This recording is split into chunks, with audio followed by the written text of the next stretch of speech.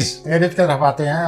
एरिज हजरात, शादीशुदा एरिज हजरात, आपने अपने बच्चों पर दबाव डाला हुआ है, आप उनको अपनी जिम्मेदारी खुद संभालने दें। आपने उनकी परवरिश करते वक्त आप पहले अपना रोल अदा कर चुके हैं। ख़ानदान का कोई शख्स अगर आपकी कदर नहीं कर रहा तो उसे अपनी ज़ात का एहसास दिलाइए ताकि वो आपको सही मायनों में समझे। बाकी किसी को मौका ना दें कि आपका नाजायज फ़ायदा उठाए। अब मैं आता हूँ दूसरे वर्ग की तरफ। टॉरस या जैसे उर्दू में सौर कहते हैं। एक मादी दौलत होती है, एक रूहानी दौलत होती है। अल्लाह ताला ने आपको दोनों से नवाजा हुआ है, लेकिन आप मादी दौलत को ज़्यादा तवज्जो दे रहे हैं, इससे तवाज़न नहीं रहता। अपने आप को रूहानी दौलत की तरफ लाइए और अल्लाह का शुक्र अदा कीजिए। आप सोचें ना कि अल्लाह ने मादी दौलत आपको क्यों दी थी, इससे आपके ज़हनी सोच में तवाज़न आ जाएगा। मैं जोज़ा की तरफ आता हूँ। जेमिनी कहते हैं आपके मामलात रुके हुए हैं और आप इसको महसूस कर रहे हैं। अगर आपने अपना रवैया ना बदला और इस तरह हालात रहे तो हालात पीछे की तरफ चल पड़ेंगे। अगर दूसरे लोग इसमें रोल अदा कर रहे हैं तो आप उनके खिलाफ कदम उठाइए। आप कदम उठा सकते हैं, उनका मुकाबला करें। मौजूदा सूरत हाल पर काबू पाना ज़रूरी है ताकि मज़ीद हालात ख़राब ना हो। पहले ही आपके हालात रुके हुए हैं। असद, अब मैं सरतान की तरफ आता हूं। कैंसर, आप जो कुछ कहना चाहते हैं खुल कर कहें, बरमला कहें, अपनी बात दूसरों तक पहुंचाएं, दूसरों के रवैये पर गौर करें। कुछ लोग जो हैं उन्होंने अपनी मनफी ख्यालात आप पर मुसल्लत किए हुए हैं, जिससे नफ्सियाती तौर पर आप पर बड़ा बुरा असर पड़ा हुआ है। इन मनफी ख्यालात से जान छुड़ाइए और कई मामलात में ख़तरा मोल ले रहे हैं तो ज़रा अपने आप को बचा के रखें, सोच समझ कर ख़तरा मोल दें। असद लियो की तरफ आते हैं। आजकल इस वक्त आप अपने काम, मुलाजमत, जॉब के बारे में बड़ा जज्बाती रवैया आपने इख्तियार किए हुए हैं और किसी को इजाज़त न दें कि मौजूदा जो आपने काम लिए हुए हैं इसमें आपकी हिम्मत शिकनी कर सके। अपने आप पर यकीन रखें। आप एक पायदार जज्बाती माहौल चाहते हैं, लेकिन रूमानी मामलात में आपकी तरजीहात गलत हैं। जिसको अहमियत देनी है उसको आप अहमियत नहीं दे रहे, जिसको नहीं देनी है और जिसको आपने उल्टा रवैया अख्तियार किए हुए हैं, तो अपनी जज्बाती तरजीहात की तरफ तवज्जो दें और अपने रूमानी मामलात को पर गौर करें। अब मैं आता हूँ सुमला की तरफ। पहले तो यह सुमला हज़रात कि आपसे कोई मदद चाहता है, अगर आप मदद दे सकते हैं तो मदद करें। नंबर 2, आपने किसी ज़माने में किसी से अपने मामलात, किसी से अपने रूमानी मामलात, हालात तर्क कर दिए थे, उसे छोड़ दिया था। अब नई सूरत हाल में आप दोबारा तल्लुक़ पैदा करना चाहते हैं, वो चंपू वापस आ रहा है और आप पछता रहे हैं। सूरत हाल ये है कि आप अगर आगे बढ़ें तो आपकी जो दूसरी पार्टी है वो आपके लिए तैयार है।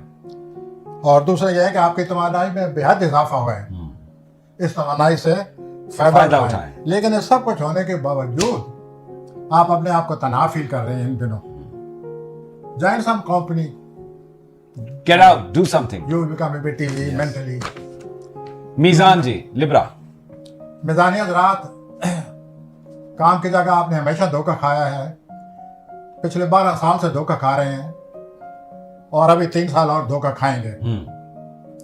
इन ख्यालात को सुनने के बाद आज की सूरत हाल सुनिए। तो सरमाया करते वक्त बड़ी एहतियात से काम लें और अगर आप एहतियात से काम लेंगे तो यह आपके लिए सही रहेगा। लेकिन अजीब बात यह नफ्सियाती ये असर पड़ रहा है कि आपकी परेशान हाल ही आपको कामयाबी की तरफ ले जाने वाली है। तो आप इस परेशान हाली को एक सुनहरी मौका समझें। फिर वही बात आ गई, आपके जो काम के खाने में नपचून बैठा हुआ है और आपको धोखा दिया जाता है। खुदा के लिए इन दिनों भी किसी पर भरोसा न करें, न किसी को अपनी प्लानिंग बताएं, वो फिर आपको अफशां कर देंगे, फिर धोखा देंगे और आपकी सूरत हाल फिर खराब होगी। अकरब जी, अकरब की तरफ आते हैं जी। घरेलू तौर पर आप खुश हैं, लेकिन अपने तौर पर आप उलझे पड़े हैं और ऐसा भी दबाव में आए हुए हैं जिससे आपकी सेहत पर असर पड़ रहा है। दुरुस्त। तो आप अपने हालात को बैलेंस करें। आप किसी दोस्त की मदद भी करना चाहते हैं लेकिन आप खुद फंसे हुए हैं, चुनाचे आप उसकी मदद नहीं कर पा रहे। आपके जो काम है उसकी जगह अथल पथल उलझने और ऐसा आप पर दबाव पड़ा हुआ है। आप अपनी सेहत का ख्याल रखें। Cos Sagittarius.